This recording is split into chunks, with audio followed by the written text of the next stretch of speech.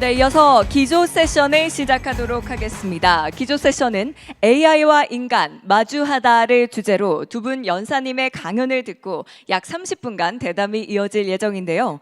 먼저 첫 번째 강연은 퓨처스 에이전시의 게르트 레오나르트 대표님께서 진행해 주시겠습니다. 레오나르트 대표님께서는 사상자, 미래학자이자 영화 제작자로 기술, 사회, 비즈니스의 미래에 대해 깊이 있는 통찰로 세계적인 명성을 얻고 계신데요. 또 우리나라에서는 신이 되려는 기술이라는 책으로 책의 저자로서 또 널리 알려져 있습니다. 여러분 그럼 큰 박수로 게르트 레오나르트 대표님을 무대 위로 모시겠습니다. 다시 한번 큰 박수 부탁드립니다. The mic is all yours. The floor is yours. Good morning, dear Prime Minister, dear Mayor, fellow participants, fellow speakers, the media, mothers and child. Anyway, it's a great pleasure to be here with you today. Thanks to Seoul Shinmun for presenting this and for bringing me out here. So I have a simple job today to speak about artificial intelligence. 15 years ago, I was in Seoul doing a speaking event for KAIST. And ever since then, I've been following what happens here. It's been really interesting. It's great to be back. So let's start with really what's happening with artificial intelligence when we look at the main thing. It's kind of the convergence of humans and machines. HI, human intelligence, and AI. The word intelligence is not a very good word for machines, because we think of intelligence as something that we have naturally. Emotional intelligence, social intelligence, kinesthetic, the body, musical intelligence. We have 8 different types of intelligence as humans, some people say. Machines have one kind of intelligence, logic, brain power, computing, binary. And in this power, computers are becoming superior. So if it's about computing, processing, computers are way ahead of us in so many ways. And you could say because of this, it could be a present for us, for example, potentially defeating cancer, developing new medications, changing healthcare, green cities, and so on. But it could also be a bomb. And that is true for every technology, really. So if you're in construction, you can have a hammer, you can build the house, or you can go next door and kill your neighbor. That's the same with AI. But the difference is, of course, the size of the tool. Right? William Gibson, a famous science fiction writer, says, technology is morally neutral until we use it. Okay. With AI, we have the tool to become superhuman. Some people would say become as God. I'm not religious, so I'm not going to go down that direction.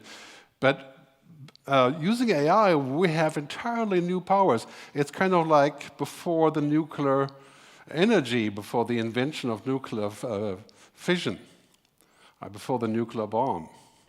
And so now we're at the point where we have to think about what that does. So I asked AI to make a picture of Seoul and the West End Hotel 10 years from now, and it made this. You can see there are many things that are not very perfect, but it's a good example for what a machine can do for you today. You get some sound? Yep. Sound will be good.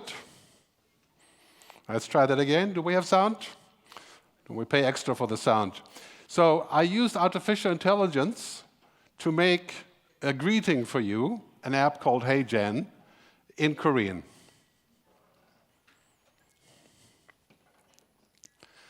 Okay, hello. Let's get some power here. Okay, well, you can see I'm speaking Korean, right? But let's get back to that in a second. So basically what this app does, it takes my avatar, my voice, my picture, right? And it generates a track and a video with my voice in pretty much any language. And hopefully we'll get this going so you can actually see it. Okay, let's go back to this later, because for the time being, just have to believe it that it's going to work later. Okay, so as we go here, the question really is to me, what is the good future? when we use artificial intelligence. The good future defined, this is my key topic, of course, the good future is defined as not dying, having civil rights, having a family, the right to work, the right for self-expression, simple things. It's not about material things like having 3 cars or having a certain income. It's a very basic idea of the good future. And in a very short time, by 2030, we're going to have a planet with 9 billion and then eventually 10 billion people. So how do we create a good future for 10 billion people? We are currently in the face of 3 big revolutions. The digital revolution, which is mostly about artificial intelligence now, the sustainability revolution, the end of oil and gas, not completely, right? But basically you can already say today that the oil and gas business is becoming a crime zone, right? Where people are saying, oh, okay, we need to get out of this into renewable energy, maybe next generation nuclear. Those are big open questions. The third revolution is the biggest one. It's the purpose revolution. So people my age, they think of the purpose of life as profit, growth, prosperity, right? This is what we learned, and we were successful with that. But imagine, for example, the last 25 years, 50% of all emissions that are out there now were created by us. Well, we have achieved something really important. 90% of the emissions from flying come from top 10% of people, like me. 90% come from 10%. Right? So now my kids, who are 30 and 35, younger people are asking, what is the purpose of the future? And it's not just 1 P, profit, it's 4 Ps. People, planet, purpose, prosperity. All of those things. A completely different story as to what the future holds and which way we can go. So artificial intelligence is underpinning all of these things because using AI, we can solve the climate problem better than before. AI isn't going to replace good policy, but AI will help us to develop the science we need. That's quite obvious. AI will also help us with purpose. Because imagine a world where we have abundance, where everything is available because technology makes it easy. Then we can create a new purpose. Maybe then we can leave work behind. The number 1 purpose of life for a lot of men, especially, is work. Right? That will not last. Clearly, if we have machines doing the work, we're going to work less. So that will change our purpose, our outlook of life. That's going to change everything. So let me define AI just to get clarity on this. Demis Hassabis, who is now the Google leader in AI, CEO of DeepMind, says it's computer systems that turn information and data into knowledge. This is an interesting definition. Think about this for a second. A computer that generates knowledge. Isn't that what you do? Isn't that what I do? If a computer can generate what I do, what am I doing? Next year, you're going to invite a computer to speak to you. Maybe not, probably not. Maybe 10 years from now. But what does it do to us? And what kind of knowledge do machines have? Well, the answer is machine knowledge is binary. The machine knows everything that's ever been produced as a number, as a pattern. And it can provide answers based on probability. But real life isn't about probability. Real life isn't just mathematics, at least I don't believe it is. Right? As there's a lot more to it. So when we go here, Warren Buffett, one of the richest investors, he paraphrased Einstein saying, AI can change everything in the world except how men, and he meant not just men, right? Men think and behave. We think and behave in a very old-fashioned way, even if you're young, right? Because we focus on the financial outcome, the benefit, the economic benefit. This kind of attitude has brought us to the current status in climate change. if we use this idea of economic benefit as the most important thing for artificial intelligence, we're going to be in deep trouble. Because with AI, we are going to see all the things. So I will make a comparison of those two things to show you what's happening here. So basically, we're now living in a period of chaos and confusion. I'm sure you've noticed. This is the peak of chaos, 2024, 25. Kind of like 1968, when I was 7. I can't remember, but I think it was. So millennials are coming, dramatic geopolitical changes, technological disruption, economic paradigms, climate emergency. This is just, I could go on for the whole page here. Right? And today, if you ask in Europe, you ask people how they think about the future, a lot of people say the future is dark. 70% of European younger people say they will not have children because the future is bad. My own children are saying that. They should know better, right? But we know, of course, what the destination is in 2050. Global collaboration, sustainable food, zero carbon energy, circular economies, that's 2050. That is a certainty. And if Korea wants to be part of that future, that is the future. That's where we are going. Right? It's not debatable that we're going to say, no, we're not going to be part of this economics. But today we have a long list of issues, right? All those issues. And we'll publish the PDF later. You can take a look at it. Fear of the future is widespread. Okay, wrong spell too. So there, we have to think about how do we deal with this? What is the next thing? What can we learn from climate change when it's about AI? I'll give you some examples. Right. First, we had the Industrial Revolution given muscle power a boost. This was generated with AI. Right. Today, we have computers giving the brain power a boost. So the industrial economy made our muscles better, we could do other things, and now our brain is better because we can think differently, and we can use AI to do knowledge work. This was not about knowledge work, the Industrial Revolution was about physical work. And now it's about knowledge work. You see this chart here? This is the industrial economy climate change curve. You see the point when the steam engine was invented, right here. Everything exploded. And economics exploded. But what we have created as a result is all this output of things that we can't control. If it goes on like it does, we'll have 4-degree global warming, which means 500 million climate refugees. Right? As just one side effect. Right? Not looking for a good future for our kids. If we look here, what AI can do, increasingly AI can do many things that we used to do, like passing the bar exam, code generation, grade school math, common sense completion. Right? That is all going towards 100%. Of course, we know it's not really 100%, but it's getting pretty close. Very soon, call centers around the world, 21 million people work in call centers. You will be able to automate call centers.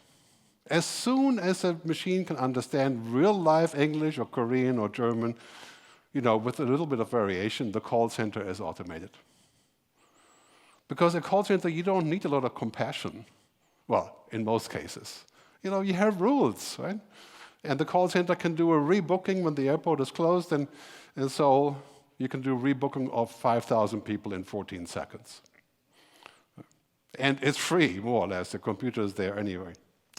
So basically, we can safely say that this scenario of the future, the bad scenario, is based on a paradigm, an outmoded paradigm of profit and growth. And that's true for climate change, and now we're switching to this paradigm, which is the younger generation, but it's also about AI. If we go into the future based on the paradigm of only economic benefit, profit and growth, when it's about AI, we're going to reproduce the same thing, which is positive effect in the first place, second effect, lots of things that aren't so good. We cannot afford to do that with AI because guess what? We can't fix AI as easily as we fix climate change. We're going to fix climate change. We have the tools, we have the tech, we have the money, Yeah, it's hard, but we're going to do it. With artificial intelligence, try to fix a machine that has an IQ of 50 million. Yeah. I mean, even a person with an IQ of 150, like Einstein, speaking to you today, you would not understand a single word that he's saying.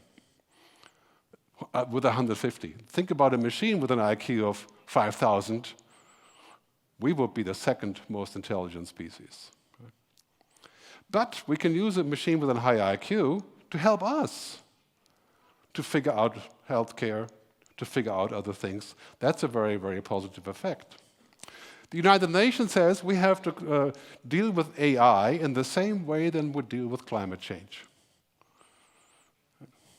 And that's very interesting because, we have these new things, like the UN has a pact for the future. The EU has now an Artificial Intelligence Act trying to deal with that, and of course much of that is happening in this country, as I heard. Right? But here's what resulted. Right? This curve will tell you everything.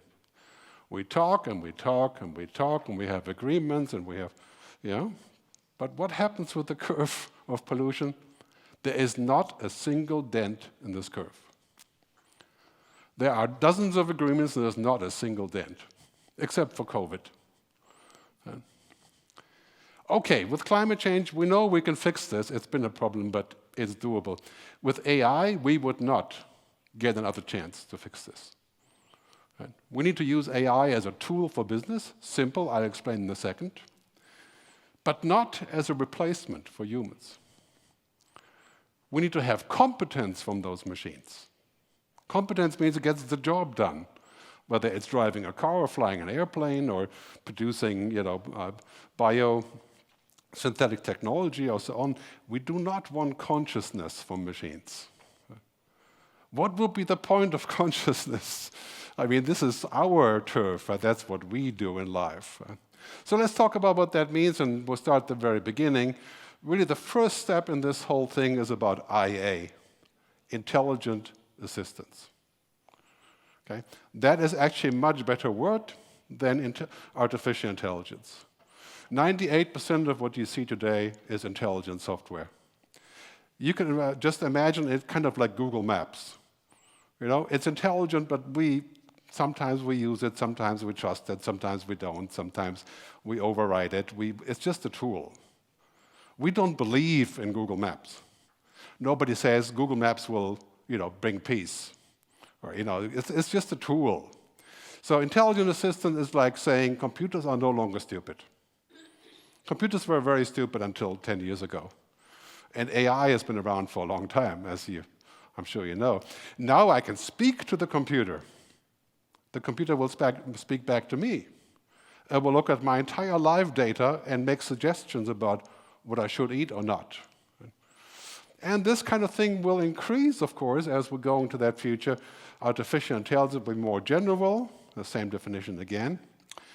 But the last part, AGI, artificial general intelligence, that's not a part we should pursue.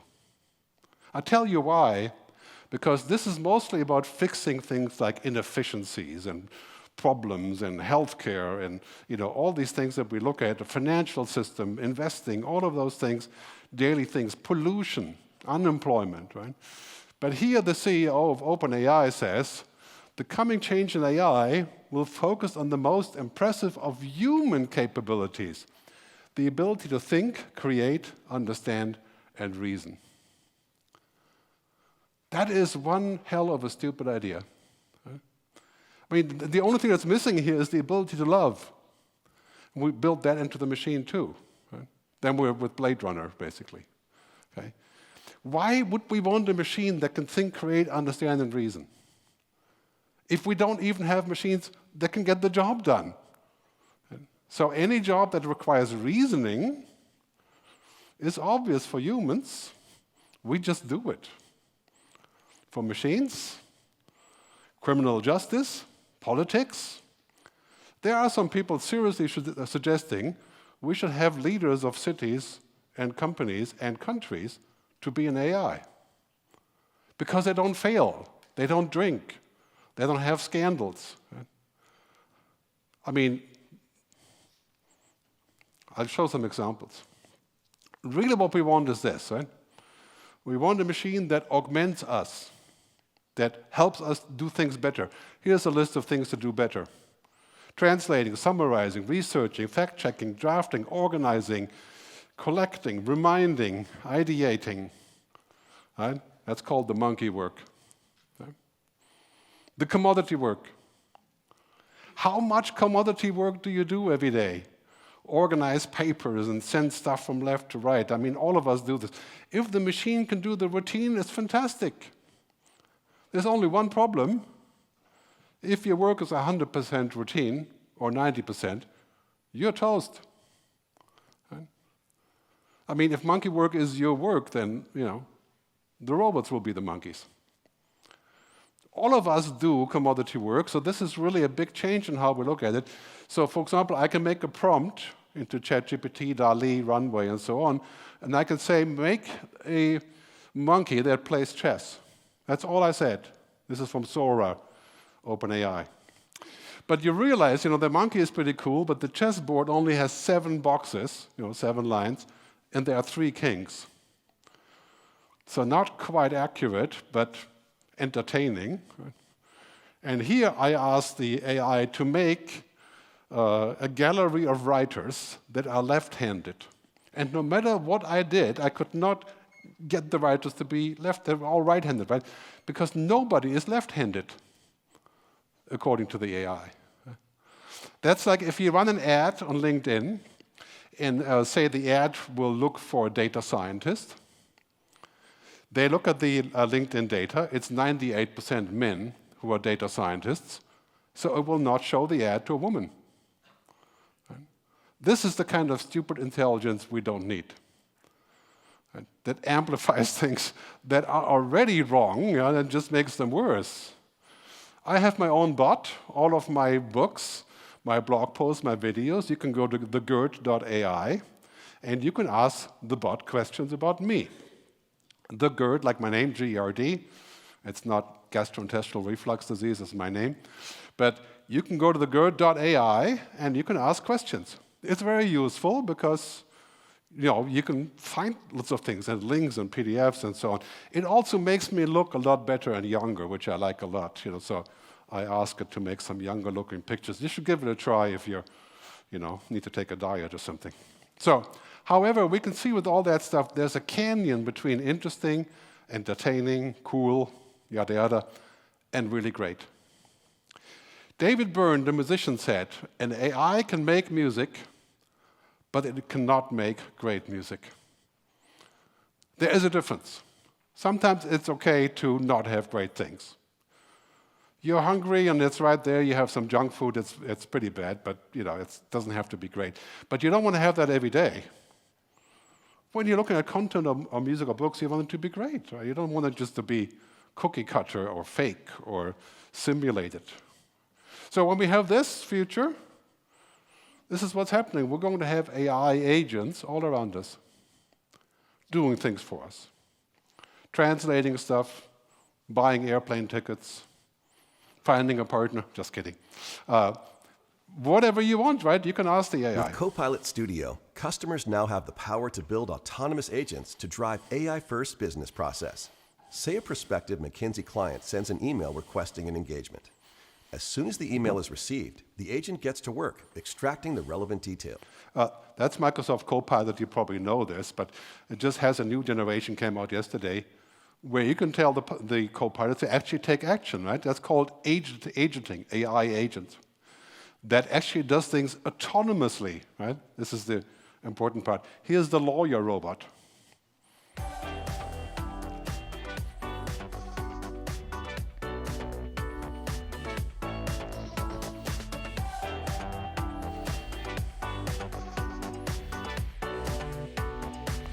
You can see this on YouTube. It's from Thomson Reuters. So this machine helps a lawyer to be faster, to write up non-disclosure agreements, to draft contracts. Of course, the responsibility of making a contract for a $100 million deal, you wouldn't use software to write that for you. But you would use it to get you ready to make the contract. It's like a power tool. So think of it like a power tool, and I think if we do that, it's quite clear. AI agents are systems that can work autonomously. And like I said before, that could be heaven or it could be hell, because it would be heaven if it does it right. It would be hell if it fantasizes stuff, and I can't control it. Here's an app I find to be hell. These people spent $1.5 million on buying a website name, friend.ai. Okay, and they're building an application, there's no sound, thankfully, that basically has this little amulet you're wearing here. See right there? And then this is listening to you, and it will supply answers and comments on what you are doing. Right? So it's like having a monitoring device that you interact with. Okay, so that is a clear example for health. So that brings me to the simple question, will AI bring abundance, for everybody, or tyranny? And this is an important question because we're looking here and saying, okay, really what's happening with AI? It's a general purpose technology. It's like the printing press. It's like fire. It's like books. It's like electricity, cloud computing, mobility. It will be everywhere.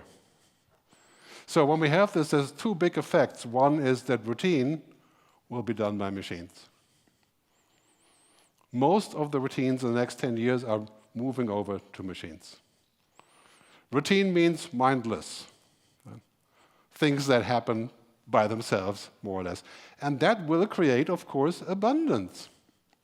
If we can have a system that makes synthetic biology, it makes new types of airplane fuel, for example, or fuel that we can use for the car, or hydrogen gas, or whatever, and we can achieve that, then it becomes abundant, which means it becomes almost free.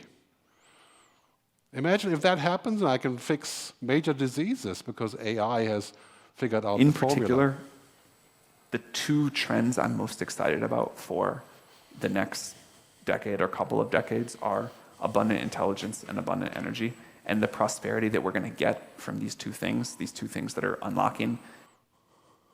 Sam Altman from OpenAI. Abundant energy, abundant intelligence.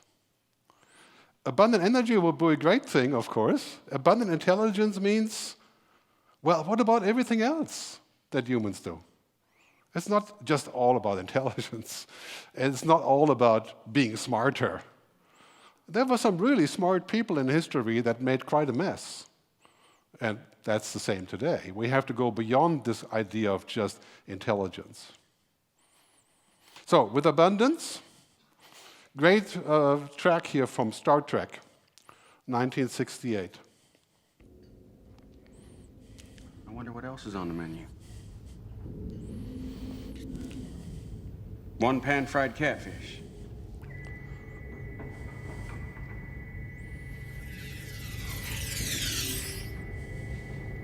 The machine that prints food. We have that today, called cultured meat. I know it sounds disgusting, right? But it's meat from an animal that's not dead in the lab, that's grown by fermentation. And this is a major investment, I think, all over the world, especially here. And it's now coming up in different places. Here's one that makes so-called tiger steaks. Right? And I tasted it the other day. You don't know the difference. But it's very expensive. Bill Gates has invested. He says in 10 years, this meat will be 1/10 of the price of regular meat.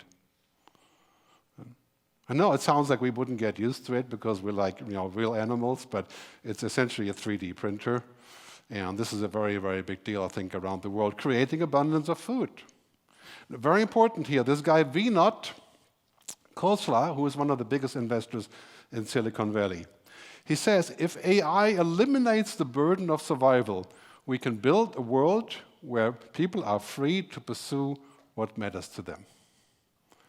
That sounds very kind of religious, like, okay, abundance will generate this amazing world. It's kind of what's called the techno-optimism. Right? He also said that AI comes in, and if it works out and we do the right policy, it can bring a 3-day work week because AI does all the work. Right? The other guy that's on the same paper, What that just came out recently. Daria Modi, the CEO of an AI company, says that the prediction is that in medicine, an AI compressed the time that human biologists have achieved over the next 50 to 10 years. We can invent the same thing in 5 to 10 years using AI. Imagine if you're in the pharma business, or if you're in the food business, or you can invent new things in 1/10 of the same time.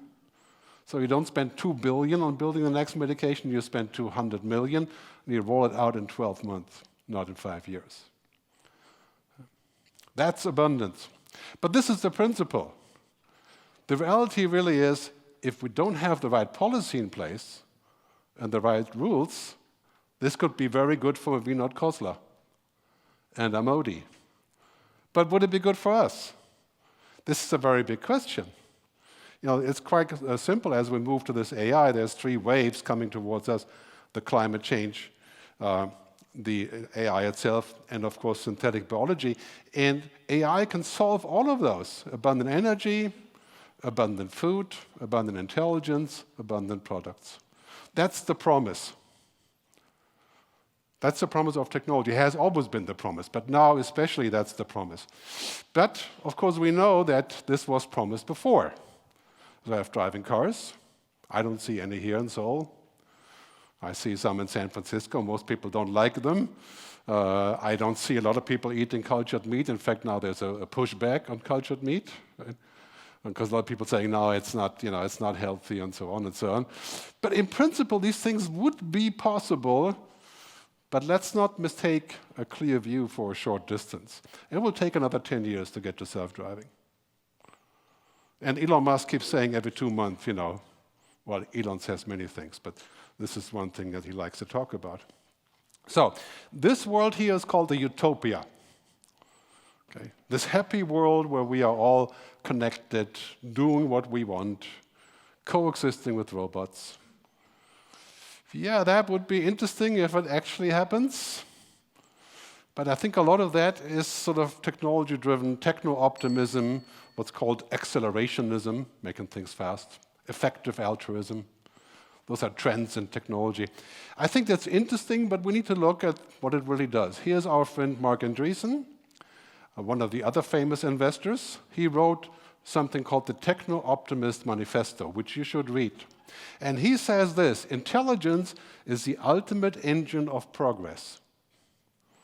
It sounds like something that we could hear here for the future, right? The ultimate engine of progress. The ultimate engine of progress is not technology, right? It's humans. It's what we want it to do, right? Not what it can do. The question is, he says, basically no material problem, including those caused by technology, cannot be solved with more technology. Okay, that's spoken like a true scientist obsession.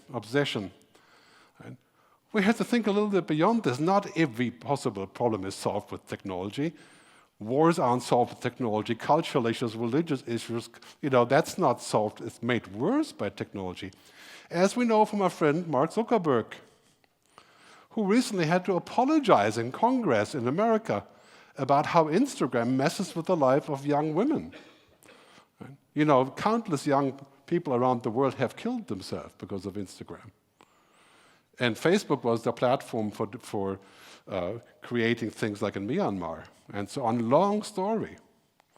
And he says about the metaverse, we're going to be spending time when immersive digital worlds become the primary way we live our lives. Well, I don't know, that's kind of interesting, but I'm personally not interested in living in a video game. I don't know about you, but that seems like very much limited. So I always say selling out humanity is the biggest business opportunity ever. Replacing humans with machines, replacing human relationships with this, right? Having more relationships with the machine than in real life, that makes a lot of money. It's probably just as bad as Saudi Aramco. Right? Make lots of money doing very bad things. We need to think of a compromise here, right? Free markets alone won't work. If we want to solve humanity's biggest problems, we can't just say the market will work it out. That's Milton Friedman, 1976.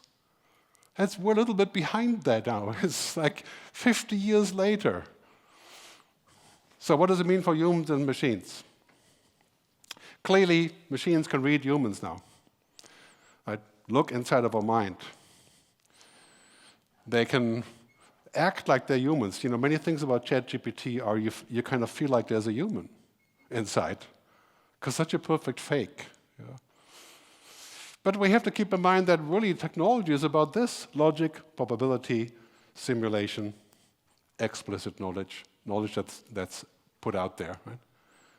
Probability, this is what machines do. They calculate probability and they give you an answer based on probability. But you know, machines only understand 5 to 10% of real life. They don't have a body, they don't smell, they don't know anything except for logic and data and patterns. No consciousness, no agency, no reasoning, no awareness. So we need to use the machines for the jobs that require this. Okay? The stupid jobs that require only this. Because they know how to do this. We have digital intelligence on the one hand, and then we have on the other side human intelligence. That is not the same thing. We should stop pretending like machines can be like humans or humans can be like machines. There's no such thing. That's why many people call this AI the alien intelligence, because it's like not from here. So, and this is really the big difference when we look at those two things. It's understanding how that works. It changes the paradigm of how we work. This is the paradigm of work. We used to work down here. If you're a knowledge worker, intellectual knowledge, data, information, and then some on top. And now the AI is coming and saying, wait, I'm going to take this piece. If you're in education, this is a huge flag. Right? AI will take the knowledge and information and make it theirs. Right? Because this is just numbers. You know, it's remembering, it's downloading, and we're going to be up here. So you want to have lots of work in the future in this country, or anywhere for that matter, we got to move up the pyramid. Deeper knowledge, quiet knowledge, understanding, wisdom. The economics of information are about to radically change because we're going to reduce the cost of production of knowledge to zero marginal cost. And this is just a very difficult... The cost of production of knowledge to zero marginal cost. This is, of course, the guy who runs Microsoft AI. He should know. When that happens, what do? Well, we got to move up the pyramid. The things that machines can't do. And it's super important that we start realizing what that means. You know, technology has no ethics. Machines don't feel. They don't have hunches. They don't understand. They don't imagine. That's our job. What we should do is give the machines the jobs that we have to do, that are routine, that are commodity, and then we stay with these jobs. Right? That is the future of work. So I only have a few minutes left, so I'll go through them rather quickly here. We're moving into an economy of post-knowledge. Okay? Post-knowledge means just information and data just won't be enough. Understanding, intuition, imagination, the things that make us human. This shows you this kind of graph on what AI is doing. You know, clearly in the future, in reality today, AI is already doing all these things. Data, knowledge, and it's going to grow here, right? It's going to have more knowledge in the future. But we need to think of that, what that means for education. It's no longer about STEM. Science, technology, engineering, that will remain important no matter what you look at. Understanding technology and doing technology will be important, of course, right? But really what the future holds is the opposite, HECI, I call it. Humanity, ethics, creativity, imagination. Every scientist needs to learn this, and every humanist needs to learn some science.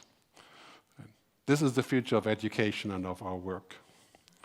I always say, if you work like a robot will take your job. And that's not new. It's just more Darwinistic. If you learn like a robot at school, you'll end up working for the robot. Because we have to do the opposite of the robots. The future fit economy is really different. It's not what OpenAI says it is. It's not this idea of this. Commerce is our goal here at Tyrell. More human than human is our motto. Blade Runner 1982. More human than human is our motto. This is the motto of OpenAI. That's why it's raising $6 billion at a valuation of 160, because it's making humans. That's the idea. And as much as I find that interesting on a science fiction level, I think that's not a very good path into the future. We're going to make more money because of AI. GDP is going to increase. 17 trillion. That's the latest outlook because of AI. But societies around the world are saying, oh, you know, it's going to make that worse, the inequality. It's going to mess with politics. It's going to change war. There's all of these bad things, right? So you could ask a question. Is AI great for the economy, but bad for society? The winning ticket to the future is to make it great for economy and awesome for the society. That's the ticket. That's what you want to do here. You don't want to invent technology that makes it great for money, for business, for economy, for progress, yada, yada. At the same time, dehumanize people. Turn people into robots. Turn us into robots. We don't want that. We want a future that is going to be different. Not again, the VC says the leader in technology will be those that is a commanding position for global destination of technology. You know where that will lead us? Here. Right? An arms race. Do we want an arms race in artificial intelligence? We don't want that, because nobody is going to survive that. Right? Because the AI itself will win if we have an arms race like this. This is why we need legislation and other things. So, democracy is another thing. Right? Democracy has suffered in the last couple of years, and why? Because social technology shows us how bad the world is, how bad other people are, and why we can't trust them. And in many ways, you could say that's a little bit like democracy is being under fire from AI, like this year in the election. Right? It's like a giant gun of AI firing at our trust in each other. We don't want people messing with our brains and, you know, fake stuff, social media, artificial intelligence, and all of those things. Okay? So, let me summarize. To value intelligence over everything else is a disaster. Okay? Intelligence is important, but it's not the only thing that matters. You've heard of compassion, empathy, right? All of those things that make human life interesting. The most intelligent person isn't always the best person. It's just intelligence. Let's not put profit over human flourishing, just like we did in fossil fuels. So now I'm going to really sum up. First, important point, this has to be the goal. Whatever you do with technology is not about the 1P economy, profit and growth. If you do that, eventually we reach the top of the development and we explode. That's roughly 2050. This is why General Secretary Antonio Guterres says it's either collaborate or die. And he was talking about climate change, but I'm talking about AI. Right? We collaborate, or 2050 is our expiration date. AI is essentially a power tool. People with the power tool beat the people without the power tool. Right? Also not new. So we've got to use the power tool. We cannot spend the future refusing a power tool. That's like refusing the mobile. Or, yeah, we could if you're really rich, or, you know, I don't know, you live on the mountain somewhere. But generally speaking, it's not about that. It's about using the tool in the right way. A power tool can also be very dangerous. We have to be careful with how we use this tool. It's a tool, not a purpose. It's not a religion. It's not God. It's not bringing the salvation. You know, the salvation of humanity will not be with a power tool. It takes a bit more than that. And it's about competence. Every tool that promises competence, that actually delivers it, is worth the money we spend on it. As we move into this future, we have to remember AI is a useful servant, but a terrible master. In fact, AI as a master, that would be the end of humanity. As many people have said, AI as a tool could bring us economic nirvana, could fix diseases. Let's keep it a tool. Let's keep it so that we can actually put it to work. Let's keep it so we use some telos, the good old Greek word for wisdom, to balance what it does and what it shouldn't do. Let's make the good future based on these paradigms, right? Not the bad future based on something else. Let's collaborate. Let's take a holistic view. Holistic means you're looking at all those pieces, not just one piece. When you make the policy for Korea or for the city of Seoul, take a holistic view. Community, culture, business, science, technology, all of that. Not just one thing. This leads to places like Neom, Saudi Arabia. That's not a holistic worldview. Right? That is a functioning worldview. And of course, collaboration. We're going to have to collaborate globally to solve this dominant issue of AI. Without that, we don't have policy that will sustain us all across. So, to finalize, I always say the future is better than we think.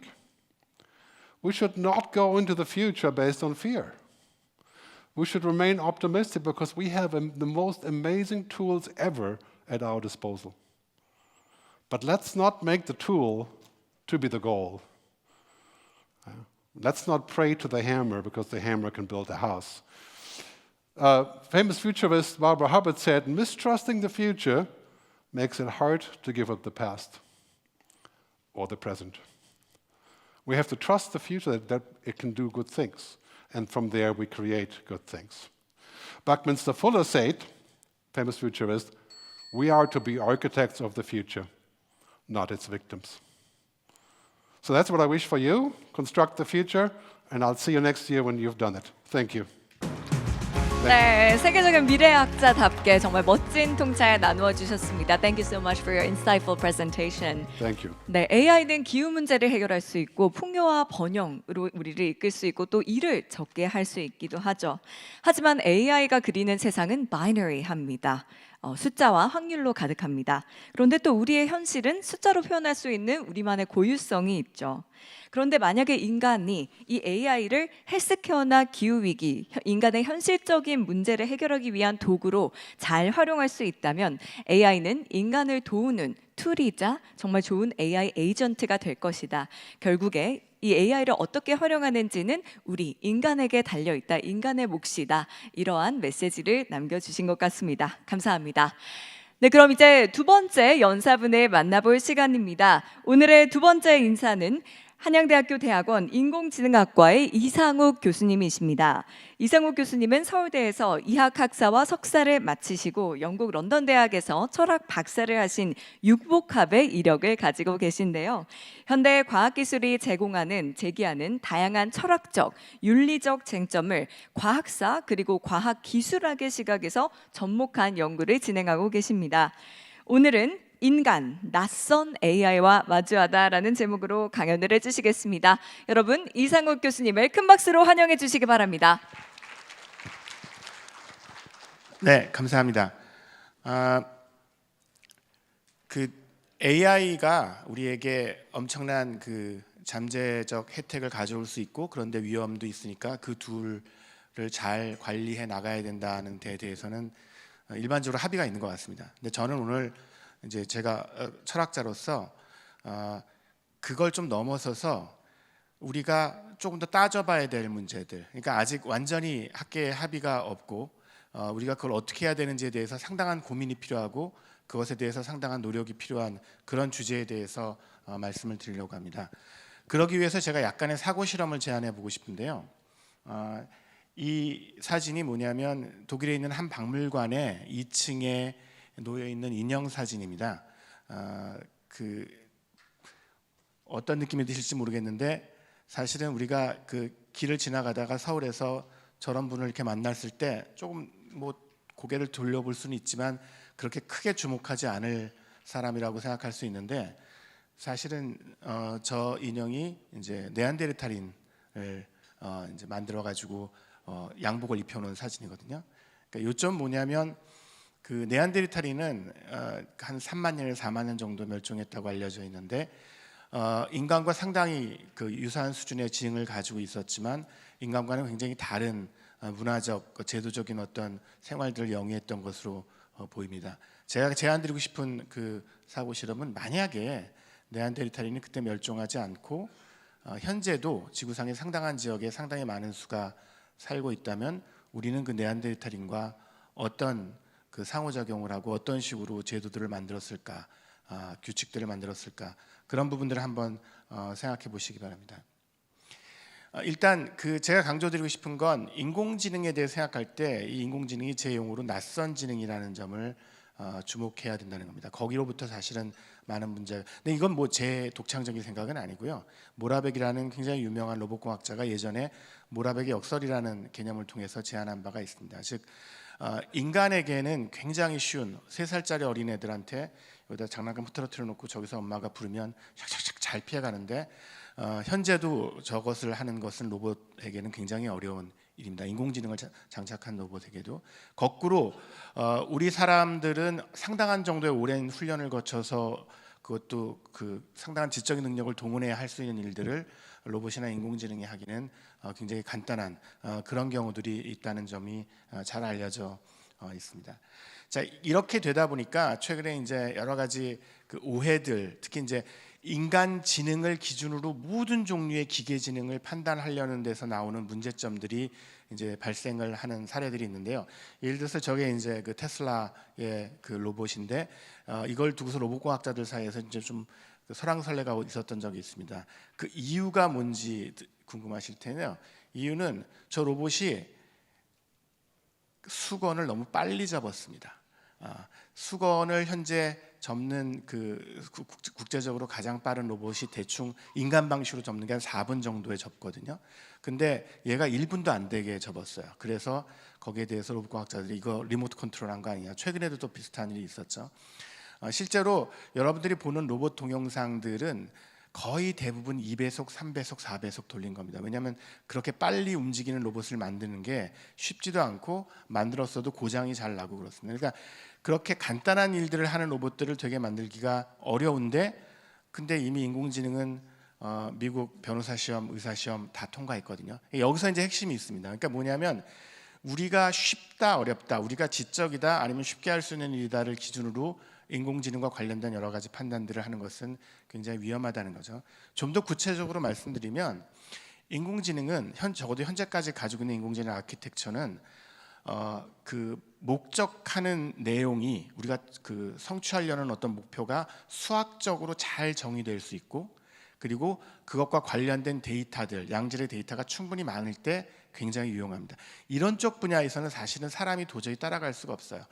최근에 노벨 화학상을 받은 알파폴드 같은 경우에도 굉장히 뛰어난 인간 화학자가 2년에 걸쳐서 확인할 수 있는 단백질의 3차원 구조를 2개월 만에 판단을 냅니다. 그러니까 그런 면에서는 근데 이제 그게 왜 가능했냐면 이미 우리가 그런 단백질의 3차원 구조들에 대해서 축적해놓은 엄청나게 많은 양의 데이터가 있고 그 다음에 목적 함수가 그 안전성이라는 목적 함수가 프리에너지 펑션이라는 굉장히 잘 정의된 함수로 정의될 수 있기 때문입니다.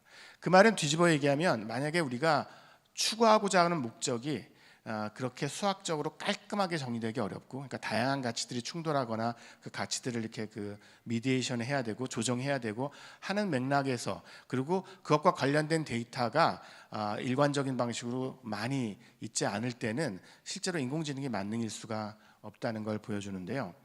더 어려운 질문은 현재 인공지능이 이렇게 신약 개발이나 이런 데서 굉장히 빠른 속도로 활용이 되고 있는데 인공지능이 어떤 신약 후보 물질들을 제안했을 때 거기에 도달한 로직을 인간이 이해를 못하는 경우가 되게 많습니다. 왜냐하면 인공지능이 이제 발견하는 방식 자체가 인간과 너무 다르기 때문에 그러면 이제 우리는 좀 고민에 빠지게 됩니다. 인공지능이 굉장히 이쪽 분야에서 발전해서 인간이 발견 못한 어떤 것들을 발견했을 때 그것들을 어떻게 정당화할 수 있는지, 우리가 이해 불가능한 것도 일단은 그냥 무조건 쓰는 게 맞는지, 이런 부분들에 대해서 실제로 고민들이 필요해 보입니다. 뭐 최근에 노벨상 받았던 그 힌턴 교수가 인류 생존을 위협하는 실존적 위협에 대해서 언급을 했죠. 근데 사실은 힌턴 교수가 더 강조하고 싶었던 건 우리 인간 지능을 뛰어넘는 초지능 전에도 현재 지금 수준의 인공지능에서도 듀얼 유스 문제가 굉장히 심각하다는 겁니다. 이게 무슨 뜻이냐면 비나인 인공지능이나 비나인 AI라고 해서 굉장히 좋은 목적으로 만든, 그러니까 약을 개발하기 위해서 만든 그 인공지능의 파라미터 값 하나만 살짝 바꿔도 다른 거 다 그대로 두고 바로 독성 물질을 만드는 군용 인공지능으로 변환이 가능하다는 사실입니다. 이 부분이 갖는 또 다른 함의는 우리가 흔히 선악 구별들을 많이 하기 쉬운데요. 특히 기술에 대해서도 예를 들어서 뭐 기술은 양쪽으로 언제든지 사용될 수 있는 거 아니냐, 좋은 쪽 나쁜 쪽. 근데 꼭 그렇진 않죠. 여러분들이 생각해 보면 기술을 만들 때, 디자인을 할 때 그 용도를 신경 쓰기 때문에 핵폭탄을 가지고 좋은 일을 하기는 쉽지는 않습니다. 그런데 그에 비해서 인공지능의 경우에는 좋은 인공지능, 나쁜 인공지능이라는 구별 자체가 사실은 그렇게 적절한 구별일 수 없는 상황이고, 결국은 이런 위험성들을 잘 관리해 나가기 위해서는 이 기술에 관련된 선악개별 구별을 넘어서는 그런 어떤 새로운 어떤 이해가 필요해 보입니다. 또 한 가지 굉장히 주목할 점은 인공지능을 활용해서 인간의 능력들을 엄청나게 강화시킬 수 있는, 어그먼테이션 할 수 있는 그런 가능성들이 있고, 이미 특히 과학기술 연구자들은 인공지능 많이 활용해서 엄청나게 높은 생산성을 올리고 있습니다. 문제는 뭐냐면 이미 내가 숙련성을 가지고 있는, 어떤 분야의 전문성을 가지고 있을 때는 인공지능 활용이 엄청나게 크게 도움이 되는데, 내가 어떤 분야에 처음으로 진입한 초심자라면 그때부터 인공지능을 활용하게 되면 그 분야에서 굉장히 핵심적인 능력, 즉 인공지능은 아직까지 할루시네이션을 완전히 극복할 수 없거든요. 그러니까 인공지능의 결과물을 놓고 어떤 것이 맞는 결과인지 틀린 결과인지, 어떤 것이 유용한 결과인지 아니면 버릴 결과인지를 판단할 수 있는 통찰력을 훈련할 기회 자체를 잃게 됩니다. 왜냐하면 처음부터 인공지능을 활용하니까 사실 인공지능의 판단 능력을 항상 이렇게 맡기게 되는 거죠. 그래서 이런 문제를 디스킬, 탈숙련 문제라고 하는데, 이 탈숙련 문제는 그냥 개념적 문제가 아니라 현재 진행되고 있는 아주 심각한 문제입니다. 그래서 근데 이 부분에 대해서도 좀 더 어려운 문제가 있습니다. 그러니까 뭐냐면, 그러면 인공지능 사용하지 말아야 되나? 예를 들어서 많이 듣는 예가 저거죠. 우리 스마트폰 처음 등장했을 때 사람들이 전화번호 못 외우게 된다고 기억력 감퇴 되게 걱정했지만 지금은 아무도 그거 걱정하지 않습니다.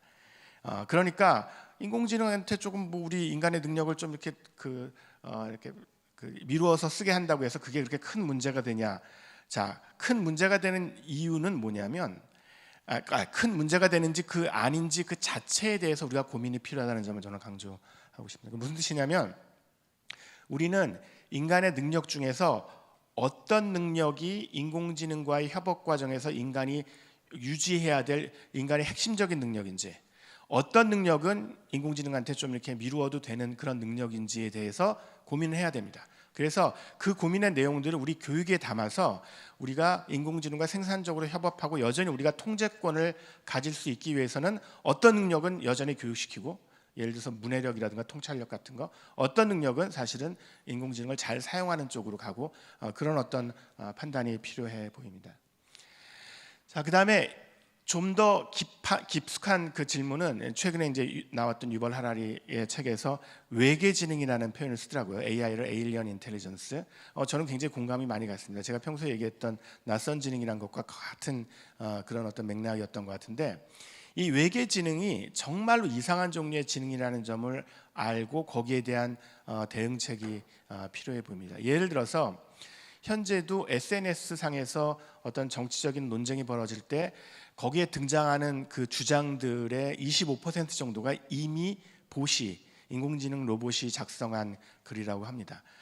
근데 이게 인공지능이 점점 똑똑해지고 점점 그 능력이 좋아지면 이제 대화하는 상대방의 약점이나 이 사람들을 어떻게 설득시키면 되는지까지 다 파악해서 계속해서 대응을 하는 수준까지 올라갈 수 있게 되고, 만약에 인공지능이 여러분 이런 걸 한번 생각해 보세요. 여러분들이 한 몇 년 후에 어떤 토론방에 들어갔는데 거기에 있는 주장의 99.9%가 다 인공지능 로봇이 만든, 그래서 진짜 사람이 쓴 거는 몇 개 안 돼요. 근데 인공지능은 특징이 설득 당하지는 않습니다. 왜냐하면 알고리즘 자체가 그걸 만든 사람이 원하는 방식대로 의견들을 몰아가도록 설계되어 있기 때문에, 그런 인공지능으로 넘쳐나는 그런 어떤 상황에서 사회적 담론을 통해서 수기민주주의가 제대로 작동할 것인가, 그럴 것 같지 않죠. 그러니까 그런 문제들에 대해서 그러면 근데 그렇다고 해서 그럼 무조건 사용을 금지하나? 그것은 또 표현의 자유 문제가 걸립니다. 그래서 그런 부분들을 굉장히 복잡한 문제들을 고민하고 결정할 필요가 있습니다.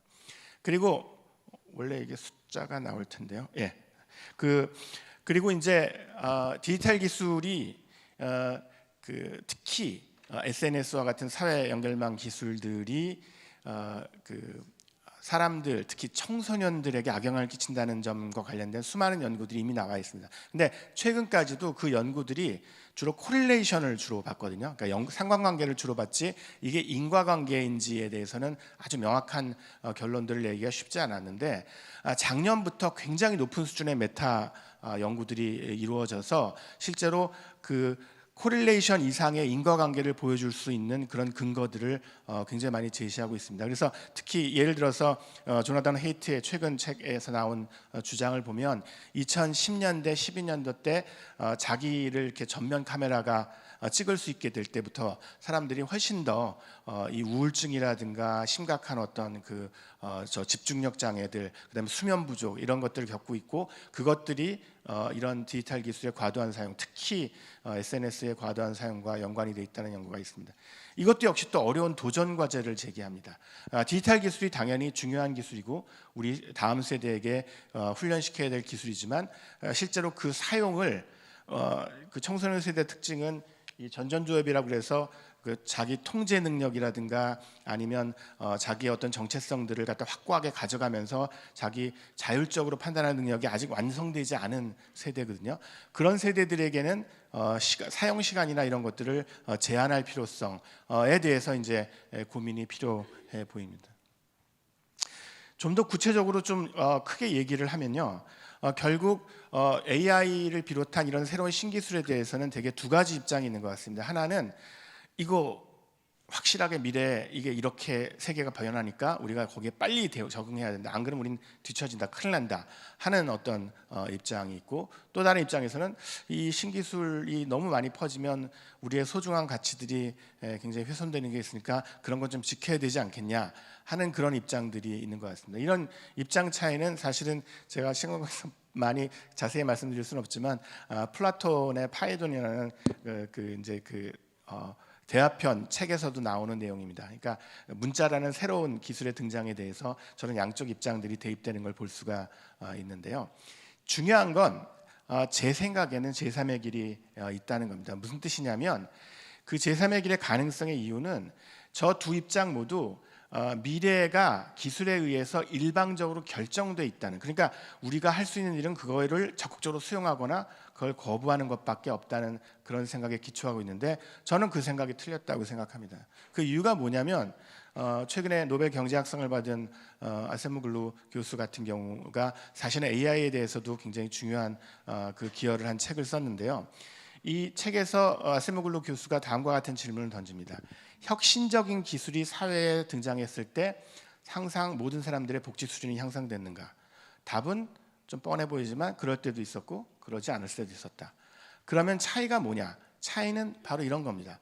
그러니까 그 혁신적인 기술이 등장해서 인류의 복지를 크게 끌어올린 사례가 몇 가지 있는데요. 전기의 보급과 이제 그러니까 수도꼭지만 틀면 물이 막 달려와 가지고 러닝워터 달려와 가지고 내가 쓸 수 있게 하는 이 기술은 엄청난 기술이거든요.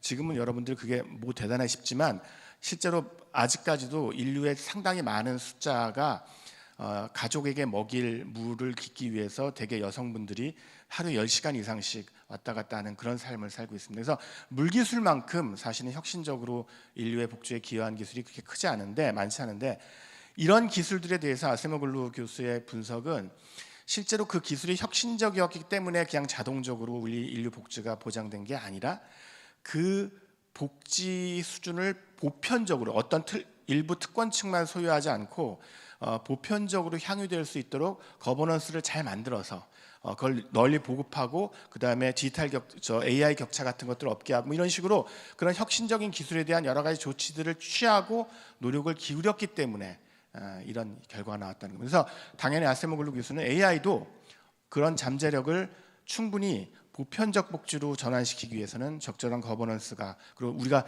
노력이 필요하다. 그리고 최근에 유엔에서 나온 유엔 보고서도 그런 AI 디바이드의 가능성들에 경고하면서 이런 유사한 주장들을 하고 있습니다. 그래서 제가 강조드리고 싶은 점은 특히 기술과 관련해서는 미래는 오는 것이 아니라는 겁니다. 대개 이제 미래가 온다고 얘기를 하는데요. 그때는 미래가 정해져 있고 그 오는 미래에 우리가 어떻게 대응할까를 생각을 하는 방식인데 제가 흥미로웠던 점은 17세기에 잠깐 미래라는 단어가 퓨처가 동사로 사용된 적이 있습니다. 옥스퍼드 잉글리시 딕셔너리에서 찾았는데요.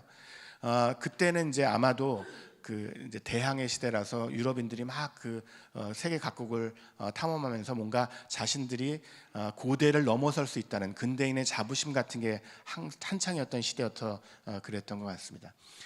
저는 저 자세, 물론 그게 나중에 식민주의라는 굉장히 안 좋은 결과를 낳았지만 저 자세가 좀 필요하다고 생각합니다. 기술에 대해서. 즉 미래는 우리가 바람직하다고 생각하는 가치, 우리가 꼭 지켜야 된다고 생각하는 가치, 예를 들어서 보편적 복지 확대, 같은 가치들을 지키게 하는 방식으로 기술 개발을 요구함으로써 바꿔나가는 것이지 그냥 일방적으로 거부하거나 환영하는 것이 아니라는 생각입니다. 그리고 그런 것들을 위해서 우리에게 필요한 것은 실제로 AI가 잘 못하는 것들이죠. AI는 특정 영역의 데이터들로 막 훈련을 시켜서 그 분야의 전문가가 되기는 좀 쉽지만 여러 영역들을 가로질러서 흔히 분야 횡단 능력, 초학제적 능력, 트랜스디시플리너리 한 방식으로 어떤 해결책들을 고민하거나 그 대안들을 평가하는 그런 능력들에서 한계가 있습니다. 그래서 우리 사람들이 그 훨씬 더 AI 시대에서 우리가 생각하는 바람직한 미래를 만들기 위해서는 이런 종류의 초학제적 문해력을 강화할 필요가 있다고 생각합니다. 그리고 마지막으로 지구가 어디 있는지 혹시 아세요? 이게 우리 은하계인데요. 저 구석탱이에 있어요. 가운데 있지 않습니다. 가운데는 블랙홀이 있고요. 그래서 실제로 저렇게 많은 별들이 우리 은하 안에 있고요. 우리 태양 말고요. 그리고 사실은 우리 은하만한 우주가 한 1000억 개쯤 있습니다. 전체 우주에서. 그러니까 당연히 뭐 이게 좀 우습게 들릴 수 있지만 지적인 생명체는 반드시 존재할 겁니다. 우리랑 만날 수 있을지는 또 다른 얘기예요. 그거는 여러 가지 요인들이 있어서. 그래서 근데 그 지적인 생명체는 제 생각에는 아마 인공지능보다 훨씬 더 낯선, 정말 우리로서는 저게 지능이야? 어떻게 쟤네들은 저렇지? 하는 너무너무 낯선 종류의 지적인 생명체일 거고요. 그러면 그런 우주적인 관점에서 볼 때 어떻게 보면 인공지능은 우리에게 지금 어떤 잠재적 가능성과 위협을 주기도 하지만 우리가 나중에 우주에 진출해서 다양한 지적인 존재들과 상호작용할 때 어떻게 하는 것이 보다 생산적이고 의미 있을지에 대한 훈련 시기에 하나의 훈련 파트너로서 작동할 수 있을 거라고 생각을 합니다. 네, 감사합니다.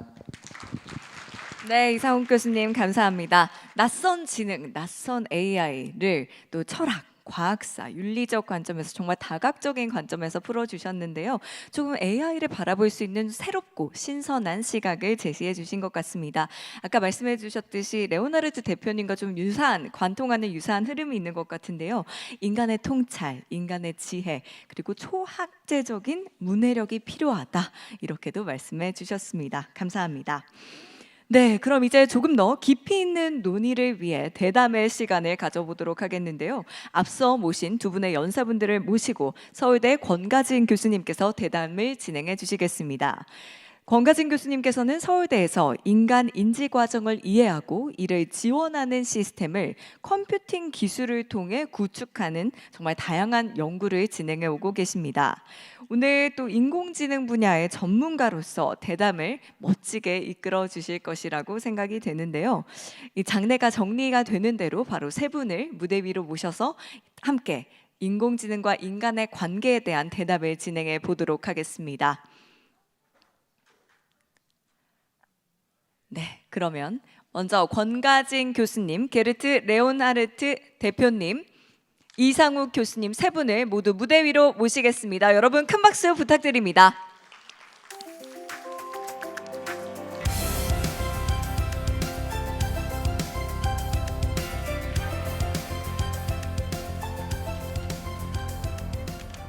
네, 그럼 마이크를 권가진 교수님께 넘겨드리겠습니다. 교수님 대담 진행 부탁드립니다. 네, 안녕하세요. 저는 오늘 기조 대담을 진행하는 서울대학교의 권가진입니다. 오늘 AI 미래 컨퍼런스, 서울 미래 컨퍼런스의 주제가 AI 골드러시 확장과 소멸의 변곡점이네요. 저희가 AI가 기대만큼 기회가 될 것인지, 기회라면 누구에게 기회가 될 것인지, 또 어떤 면에서 위기가 되는지에 대한 논의를 좀 더 심도 있게 살펴봐야 하지 않을까 생각하는데요. 그런 면에서 오늘 두 분의 강연을 바탕으로 이 부분에 대해 논의해 보고자 합니다. 제가 두 분께 드릴 몇 가지 질문을 준비했고요. 한정된 시간에 다양한 논의가 이루어질 수 있도록 질문별로 한 2, 3분 정도 답변을 해주시면 감사하겠습니다. 첫 번째 질문은요, 이제 기계지능과 인간지능의 차이점에 관한 것입니다. 두 분 다 기계지능과 인간지능의 차이점에 관해서 이제 말씀을 해주셨는데, 이제 기계지능은 인간의 지능을 시뮬레이션 하는 것이라고 합니다. 그러면 우리가 인간지능의 복제를 추구하고는 있지만 여전히 인간지능의 고유한 영역 또한 남아있음을 시사하고 있습니다. 그렇다면 현재 인간지능의 고유한 것이 무엇이라고 생각하시는지, 그리고 미래의 인간지능의 고유한 영역으로 남아야 할 부분은 무엇이라고 생각하시는지 답변해 주시면 감사하겠습니다. 먼저, 네. Yes, well, there is a difference between existence and simulation, okay? And it can be fun to have a simulation, like a game, but it's not fun to simulate existence, right? Because, for example, a computer can understand when I'm feeling tired, or, you know, a computer can read my face and say, this is what tired looks like, right? But a computer cannot be tired, right? A computer can say Garrett is compassionate, but a computer cannot be compassionate, right? So, it may be possible in 20, 30 years to build a machine that is compassionate, based on programming, right? It fakes compassion. Right. That is possible. Right? The real question is whether we want that. Why do we want to build a tool that is like us? Right? The only reason for that is because you want to have the power, like OpenAI. Right? Because it makes you very powerful to build humans, so to speak. You know, Samsung has a project called the Digital Human. Right. Right? In my view, not a really good name. But you think about this as an idea of saying we build tools or we build humans. Right? And my view is that we should build tools. Right? That's also because I don't see any economic reason, you know, progress to build humans. And so you could eventually, Yuval Harari, for example, he argued in his first book that organisms are algorithms, that we are also just machines, okay? To which I would say that may be true eventually, yeah. I think it's unlikely. But even if it is true, why would we build a machine that's better? Right? So to me, that's a philosophical question. I don't believe that we are just algorithms, but it may be possible to build a computer that's like me or like a person. That's possible. Yeah. But I think right now we're not anywhere close. You know, the biggest danger today is that we get lazy, we stop thinking, we stop interacting, we stop talking to each other, we replace everything we do with little apps and machines and AI agents, and we become very lonely, and we die. Right? You know, loneliness is an epidemic now. It's a pandemic, right? The World Health Organization says loneliness is now an epidemic issue. Right? So if we want to use technology in a good way, we use it to make our lives better, easier, faster, more efficient. And for example, in environment, we can save 80% of all of the costs of doing things by making things more efficient. You know, that is a good place to start without reinventing humans. Thank you. 그리고 한양대 이상욱 교수님도 관련해서 인간지능의 고유한 영역으로 남아야 할 부분이 무엇인지에 대해서 고견 나눠주시면 감사하겠습니다. 일단 인공지능에게 현재 확실히 없다고 얘기할 수 있는 거는 이제 의식적 경험이거든요. 그러니까 이제 철학자들이 흔히 퀄리아라고 얘기하는 건데, 여러분들은 어떤 그 생각을 하거나 논의를 할 때 느낌들이 있으시잖아요. 약간 뭐 흥분이 된다든가, 어떨 때 화가 난다든가, 이런 감정들 없이 이제 처리를 하는 건데요. 그리고 되게 놀라운 처리. 이게 물론 인간이 이런 능력을 가지고 있다는 게 꼭 장점만은 아닙니다. 잘 아시겠지만 우리가 흥분을 해가지고 차근차근 생각하면 그 안 할 실수를 하기도 하고, 그렇지만 이게 꼭 단점만은 아닙니다. 왜냐하면 실제로 우리 인간은 적어도 그 현재 신경과학 연구를 통해서 알려진 사실은 굉장히 중요한 결정들을 할 때 그 여러 가지 고려 사항들이 막 엇갈리고 되게 복잡한 상황에서 결국은 어떤 결정들을 최종적으로 하는 능력에 있어서는 그런 어떤 감정적인 요소들이 특히 가치와 관련된, 우리가 지향점, 이제 아담 스미스가 얘기했던 모럴 센티먼트와 관련된 어떤 그런 지향점들이나 가치들이 상당히 중요한 역할을 결정 과정에서 한다고 알려져 있거든요. 제 생각에는 그 AI가 어차피 그 계산 능력이 너무 탁월하기 때문에 우리가 전통적으로 굉장히 중시했던 그런 어떤 여러 분야들에서 인간과 협업할 때 오히려 훨씬 더 그 우리에게 도움을 줄 수 있지, 우리가 경쟁을 해가지고 이길 가능성이 없는 분야가 상당히 많을 것 같아요. 근데 적어도 현재 AI 아키텍처를 볼 때 이렇게 우리가 생각하는 어떤 가치지향적인 관점에 따라서 감정을 가지고, 어떨 땐 공감도 하고 어떨 때는 사실은 굉장히 좀 혐오도 하고 필요하다면 그런 능력을 가지고 여러 분야들에 걸쳐 있는 복잡한 문제들에 대해서 훌륭한 현명한 결정을 할 수 있는 능력, 알고리즘한테 맡기지 말고 그 능력은 꼭 그 견제하고 유지해야 되는 능력이라고 생각을 합니다. 네, 감사합니다. 저 두 번째 질문은 이제 인공지능을 여러 분야에 적용하기 위해 우리가 준비해야 되는 부분에 관한 질문입니다. 유럽 연합 집행위원회가 제안한 유러피언 AI 액트가 있죠. 그래서 거기서는 AI를 도입함으로써 높은 위험을 초래할 수 있는 몇 가지 분야를 제안했습니다. 예를 들어서 교육, 법, 그리고 의료, 이러한 분야는 4단계 중에서 고위험에 해당하는 3단계 분야로 분류됩니다. 그런데 현재 이제 이 모든 분야에서는 이미 AI를 도입하기 시작을 했죠. 저도 이제 AI를 교육 분야에 적용하는 연구를 진행하고 있는데요. 이 AI 기술을 이 도메인에 적용하는 게 꼭 필요하지만 명과 암을 같이 고려해야 합니다. 그래서 이 AI 기술이 실생활에 큰 영향을 미칠 수 있는 이러한 분야들에서 AI 기술을 도입하기 전에 무엇이 고려돼야 하는지에 대한 지침 공유 부탁드립니다. Yeah, okay. So the thing is, education and learning is an organic process, right?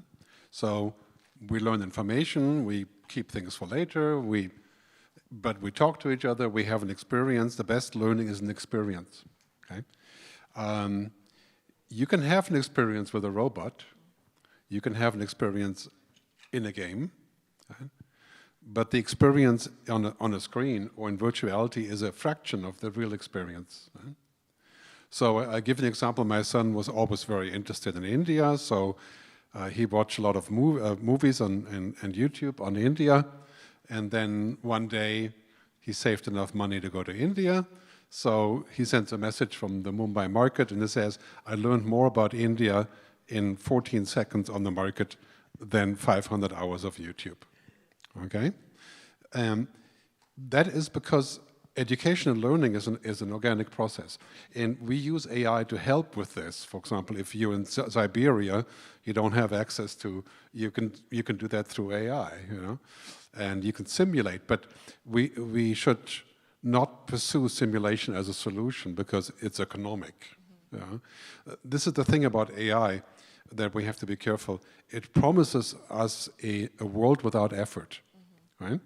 So I can be an instant creator by using DALL-E to make beautiful pictures and music and, you know, but you know, this isn't true because creation takes effort. And if you don't have effort, you have things that are probably meaningless in a way. Yeah? And you could say that you can create some fake meaning that may be good enough for some people, but most of us don't eat astronaut food, on the paste like this, right? We eat real food, but the food is a lot more work than the astronaut food, right? So the effort is part of the process. And if we take the effort out by using technology, we take out the result. And the result isn't real. It's just some kind of result. So you can have a relationship with a robot, as some people have proposed. Our partner can be a robot, and you can do functional things with a robot. Yeah? But this is not what we're looking for, right? This is a game. So I think for education, this is really important. We have to provide the process to effort and the effort to result and use AI as a tool, and then I think we're good. Thank you. 노력 없이 얻을 수 있는 것은 없다는 것을 고려해야 된다라는 말씀이셨던 것 같은데요. 이상욱 교수님께서는 AI 기술을 저희가 도입하기 전에 어떤 것들이 고려돼야 한다고 생각하시는 건가요? 일단 좀 당연해 보이는데 많이 놓치고 있는 이것부터 말씀드릴게요. 대개 기술이 나왔다, 가능하다. 그러면 그 기술이 사회에 퍼질 거라고 생각을 하세요. 그래서 이제 신문에 이런 게 가능하다, AI가 이런 거 할 수 있다. 그러면 이제 곧 저런 게 쫙 깔리겠네. 그런 일은 안 일어납니다. 역사적으로 살펴보시면 그런 일이 안 일어나는 이유는 아주 단순합니다. 그 기술 이전에도 우리가 쓰고 있었던 기술이 있었잖아요. 그러면 현재 우리가 사용하던 기술보다 그게 비용 효율적이고 그 다음에 만약에 충분히 비싼 기술이라면 그걸 투자금을 갖다가 어느 정도 기간 내에 회수할 수 있어야지 그게 대체가 되고, 그래서 굉장히 놀라운 신기술이라고 막 난리를 쳤는데 실제로 사회는 별로 빨리 퍼지지 못한 그런 기술의 애들이 굉장히 많다는 점, 그걸 일단 기억을 하셔야 되고요. 그 다음에 두 번째는 뭐냐면 이제 경제사에서 History of Economics에서 굉장히 잘 알려진 그 사례인데요. 이제 IT 혁명이 처음 시작될 때 이제 퍼스널 컴퓨터가 이제 사무실에 본격적으로 쫙 깔리기 시작한 게 1980년대입니다. 근데 그때 CEO 분들은 이 퍼스널 컴퓨터를 마치 이제 마법의 지팡이 같이 생각을 했어요. 그래서 사무실에 쫙 깔아두면 갑자기 회사 생산성이 엄청나게 올라갈 거라고. 안 올라갔습니다. 한 10년 동안 거의 똑같았거든요. 이걸 분석한 로버트 고든이라는 굉장히 유명한 경제사학자의 결론은 그 기술이 혁신적이지 않아서가 아니라 그 기술을 어떻게 사용해서 업무 효율을 높일지에 대한 어떤 생각들을 일단 그 담당자들이 해야 된다는 거죠. 그리고 그것과 관련된 도구나 인터페이스들을 개발할 시간이 필요했고, 그래서 그 10년 동안 그 기술을 이렇게 써보고 저렇게 써보고 그래서 결국은 나중에 상당한 시간이 흐른 다음에 이제 생산성이 올라가는, 아마도 인공지능도 거의 비슷할 거라고 생각을 할 수가 있습니다. 그래서 인공지능을 도입할 때 그냥 도입하면 세상이 확 바뀌는 거로 생각하기보다는 그걸 어떻게 사용하는 게 좋은 사용인지, 현명한 사용인지에 대한 어떤 고민이 필요하고, 교육 맥락에서 특히 제가 최근에 OECD 보고서 나온 거에 주목을 하면 교육에서 우리는 흔히 금방 생각하기에는 인공지능이 들어가서 학습자에게 도움을 줄 것만 생각하기 쉽잖아요. 흔히 맞춤형 학습이라고 하는 것들. 그래서 그런데 실제로 그 OECD 보고서는 교수자, 즉 교사들이 인공지능을 활용해서 자신이 가르치고 싶었던 훨씬 더 중요한 것들을 가르치고 시간을 많이 뺐던 것들은 인공지능한테 이렇게 델리게이션하는 그런 일들에 사용할 가능성, 그 다음에 교육기관 자체가 인공지능과 어떤 방식으로 인티그레이션이 됨으로써 교육의 질을 높일 가능성, 이렇게 상당히 다각도에서 모색을 하고 있는데, 이런 점들도 우리가 그러니까 인공지능이 들어왔을 때 즉각적으로 떠올릴 수 있는 가능성만이 아니라 이것들을 어떻게 다른 방식으로 활용하면 더 현명하게 사용할지에 대한 고민들이 굉장히 중요하다고 생각합니다. Just a quick comment on this. So there's a saying from Malawi that says, knowledge without wisdom is like water in the sand. Okay, and machines have knowledge without wisdom. And sometimes you need water in the sand. It's also useful. But generally, we're looking for wisdom, for understanding, for realizations in our knowledge, right? This is why human knowledge is different than machine knowledge. And so where we can benefit from AI is to take the data information, the trillions of zettabytes, and drill into this. And I have access to the world's knowledge on my wristwatch in 60 languages with a virtual reality presentation. It's mind-boggling. But I still have to digest, right? And I have to make sense. And the thing that really comes easy for humans is common sense, understanding, creativity, invention, intuition. This does not happen if I don't have information, right? But it's not just the information that does it. Thank you. AI 기술을 어떻게 사용할지가 이제 중요하다는 말씀을 두 분이 해주셨는데요. 마지막 질문입니다. 우리가 어떤 것을 실천할 수 있을지에 대한 질문인데요. 이익 극대화, profit maximization이죠. 이게 공공의 이익, public interest보다 우선시된다면 위험하겠죠. 그렇다면 이익의 극대화보다 공공의 이익을 우선시하기 위해서 일반 대중이 참여할 수 있는 실행 가능한 사안에는 어떤 것들이 있을까요? 교수님부터. 예. 실제로 이렇게 기술 발전이 되게 급속도로 이루어지면 약간 허무주의에 빠질 가능성들이 있습니다. 어차피 내가 조금 익숙해지면 또 새로운 거 나오고 그리고 어떤 경우에는 내가 그거에 대비해서 어떤 일을 했는데 그것까지도 기술이 해버리면 어떻게 되나 이런 말씀들을 많이 하세요. 분명히 그런 걱정이 충분히 납득이 되는 부분이 있는데, 근데 예를 들어서 구체적인 사례로 현재 어떤 나라에서도 인공지능이 진단을 내리고 그게 바로 그냥 환자에게 약이 투여되거나 아니면 그 수술이 이루어지는 방식을 채택하고 있는 나라는 없습니다. 그 이유는 왜 그러냐면 이제 책임성 때문에 그렇거든요. 그래서 인공지능이 어떤 결과물들을 내고 그 의사가 그 시술이라든가 약 처방에 책임을 질 수 있는 의사가 그것들을 보고서 이제 괜찮다고 생각하면 받아들이는 방식으로 진행이 되는데, 여기서 이게 중요한 포인트는 우리 사회가 작동하는 방식은 사람이 책임을 지게 되는 방식. 물론 이제 이게 사회가 완전히 바뀌어가지고 인공지능도 법인격 같은 걸 부여하고 책임을 지우고 그렇게 되면 이제 또 다른 얘기가 되겠죠. 근데 저는 그렇게 되지 않기를 바라고요. 인간이 책임을 지는 그런 어떤 방식에서 그 인공지능이 도입된다는 점을 명심하고, 그렇게 되면 우리가 그런 책임을 지는 방식들에 대해서 구체적인 고민들을 해볼 수가 있습니다. 그리고 거기에 도입되는 기술들이 그 책임을 지는 인간을 도울 수 있는 방식으로 작동하도록. 그러니까 자기 혼자서 막 아무런 일들을 마구 처리해버리고 그리고 나중에 책임은 인간이 뒤집어쓰게 되는 그런 방식이 아니라 인공지능이 인간을 충분히 돕지만, 예를 들어서 세계적인 인공지능 교과서 쓰신 스튜어트 러셀이라는 인공지능 학자가 있는데, 그분이 제안하는 개념이 현재까지 인공지능은 모방 게임을 해왔다고 하거든요. 이미테이션 게임, 즉 인간이 하는 일들을 굉장히 잘 흉내내는 그런 방식으로 인공지능 기술이 개발이 되는데, 그거보다는 어시스턴트 게임을 해야 된다고 주장을 합니다. 그러니까 도움 게임을, 즉 인간이 어떤 목적들에 대해서 고민을 해서 그걸 성취하고자 할 때 그것들을 좀 더 잘 달성할 수 있게 인공지능이 최대한 도와주다가, 단 인간의 마음을 들여다볼 수는 없기 때문에 자기가 생각하기에 인간이 정확히 뭘 목표로 하는지 잘 모를 때는 굉장히 파워풀하잖아요. 그러니까 이런 파워풀한 자신의 능력이 악용되거나 아니면 실수를 하지 않기 위해서 자기를 스스로 셧다운시키는 그런 어떤 장치가 내장되어 있는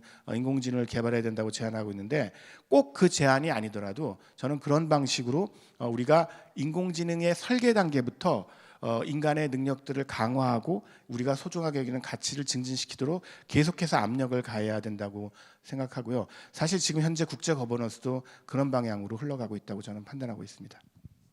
네, 감사합니다. So the principle is that technology drives societies, but humanity defines society. And this is very true in Korea, but also true in Germany and Switzerland. So we could do all these things, right?